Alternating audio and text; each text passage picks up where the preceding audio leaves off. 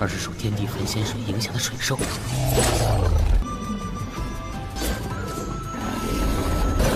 该死，这家伙！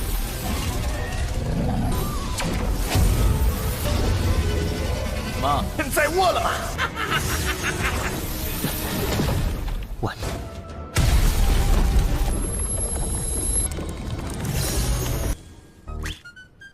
是，别哭别哭。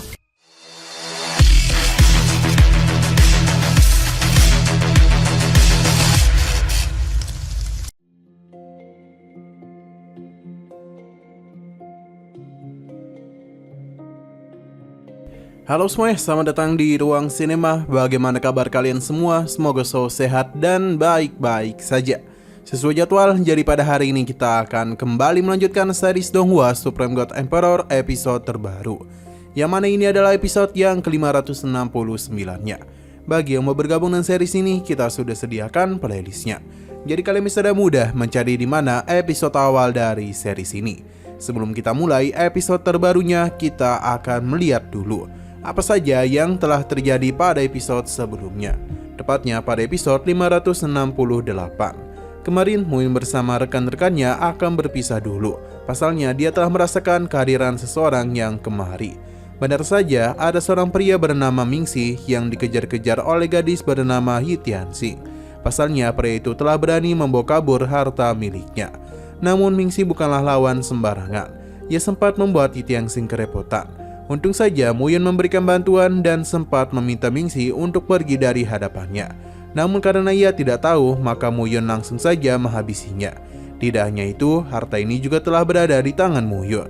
Yi Tianxing mulai menjelaskan mengenai token ini yang bisa digabungkan dengan dua token lainnya. Muyun yang tertarik akan ikut pergi bersamanya. Siapa yang menduga kalau Muyun akan kembali bertemu dengan para gadis sebelumnya dan juga Chu Fengyi, di mana dialah yang memberikan tuduhan palsu kepadanya. Namun Muyun tidaklah mempermasalahkan hal tersebut. Sekarang kita akan melanjutkan episode terbarunya. 3 token telah digabungkan dan gerbang pun telah terbuka. Inilah yang sudah ditunggu-tunggu oleh mereka. Yi Tianxing mengajak mereka untuk melihat harta apa yang tersembunyi di bawah tempat itu.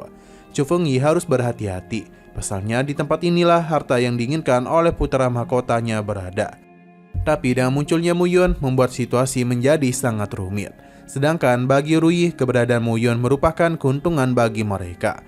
Pasalnya dia tahu Chu Fengyi ingin mengambil harta di bawah sana. Sementara Muyun penasaran apa yang akan 3 wanita ini rencanakan. Terlebih lagi, api langit dan air aneh miliknya tengah bergejolak. Pada akhirnya mereka pun telah sampai di bawah tempat itu. Baru saja tiba, terdengar teriakan para monster yang merupakan binatang api. Mereka mulai bersiaga karena bagaimanapun ini adalah makhluk yang sangat kuat. Muyun bisa merasakan dengan jelas mereka adalah binatang air yang terpengaruh oleh Kaisar Langit Pembakar Peri. Pertarungan langsung saja dilakukan, di mana Chu Fengyi dan para gadis lainnya berhasil mengalahkan para monster ini. Sedangkan Muyun juga akan melakukan pergerakan. Dia langsung saja mengalirkan api langit kepada pedangnya. Jadi saat Muyun berjalan dengan sangat santuy, para binatang api sama sekali tidak berani kepadanya. Mendekat saja mereka ketakutan. Muyun mengeluarkan hartanya dan mengetahui sesuatu. Hal itu sontak membuat Chu Fengyi kesal, karena yakin Muyun telah menemukan sesuatu di depan sana. 而是受天地焚仙水影响的水兽。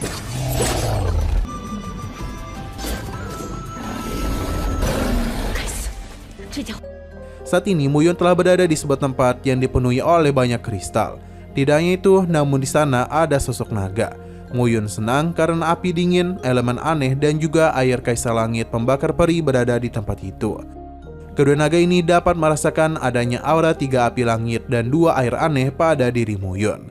Bagi mereka, Muyun merupakan makanan yang sangat nikmat. Berhubung dia sudah datang kemari, maka tanpa berlama-lama lagi, mereka akan melahap Muyun. Kedua naga ini sudah memiliki kesadaran, jadi Muyun harus menahan salah satu dari mereka. Karena jika berhadapan 2 lawan 1 bukanlah hal yang menguntungkan baginya. Serangan yang dilakukan oleh naga api dapat ditahan dengan mudah oleh telur naga langit 7 warna. Karena bagaimanapun semua api langit merupakan makanan bagi telur naga. Muyun langsung saja melakukan serangan balik kepada mereka. Ia hanya tinggal menunggu kapan mereka tunduk kepadanya. Merasa diremehkan tentu saja membuat kedua naga ini kesal. Mereka tidak ingin mati begitu saja, jadi salah satu naga akan mati membawa Muyun bersama. Ledakan kekuatan yang dihasilkan oleh naga air segera Muyun tahan dengan berbagai harta miliknya. Hal ini memang sedikit berdampak bagi tubuh Muyun, tapi dengan adanya telur naga, Muyun masih dapat menyerap ledakan tersebut. Jika tanpa ini, maka Muyun mungkin sudah mati.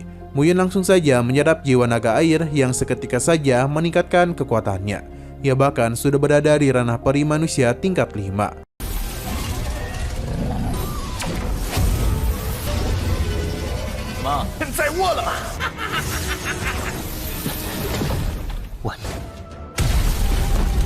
Pertarungan Muyun masihlah belum usai, karena harus mengalahkan sosok naga api dulu.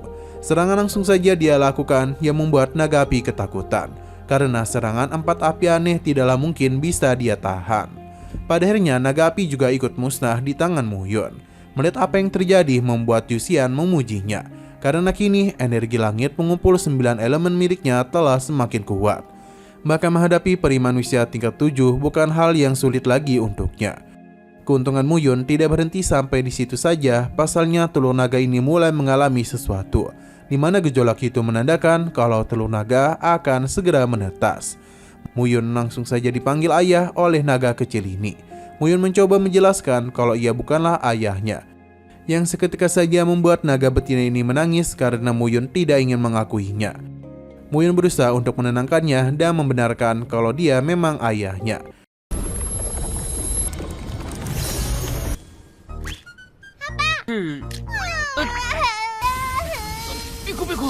Baru saja menetas, naga kecil ini langsung lapar. Untung saja ia adalah pemakan segalanya, namun dia lebih suka harta langit dan bumi. Muyun pun memberikannya sebuah pil yang langsung dilahap oleh naga kecil. Namun ini terlalu sedikit untuknya, jadi Muyun pun memberikan banyak pil kepadanya. Ini seketika saja membuat naga kecil senang, namun setelah diberi sebanyak itu, naga kecil tetap kelaparan. Jadi dia ingin Muyun memberikannya makan, padahal yang baru ia makan setidaknya ribuan butir pil energi manusia. Dan nafsu makan sebanyak itu, Muyun jadi ragu apakah dia sanggup memeliharanya. Naga kecil meminta izin untuk memakan semua batu sumber air api di tempat itu. Muyun mempersilakannya, yang tentu saja membuat naga kecil senang. Dalam sekejap, batu berharga yang banyak di tempat ini langsung saja tertelan olehnya. Kini naga kecil sudah tidak lapar lagi.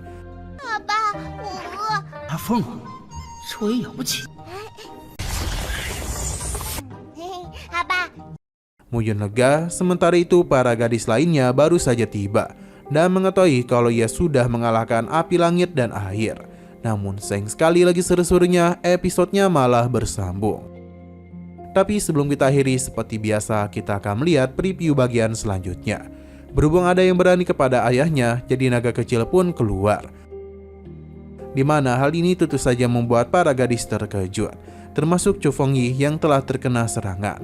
Naga kecil akan memberikan hukuman kepadanya, karena Chu Fengyi sudah berani macam-macam kepada ayahnya. Sebuah serangan yang cukup besar pun telah naga kecil siapkan. Ia langsung marahkan hal ini kepada Chu Fengyi. Itu tentu saja membuat ia kesakitan dan bajunya sudah compang-camping.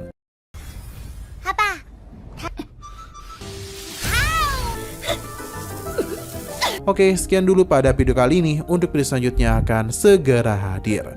Jadi bagi kalian yang ingin mengikuti series ini, langsung saja klik subscribe dan aktifkan loncengnya. Terima kasih yang sudah menonton video sampai habis. Jika kalian suka pada video ini, klik like dan share ke teman-teman kalian tentang channel ini. Dan ditunggu aja kelanjutannya. Oke, sampai jumpa di video selanjutnya.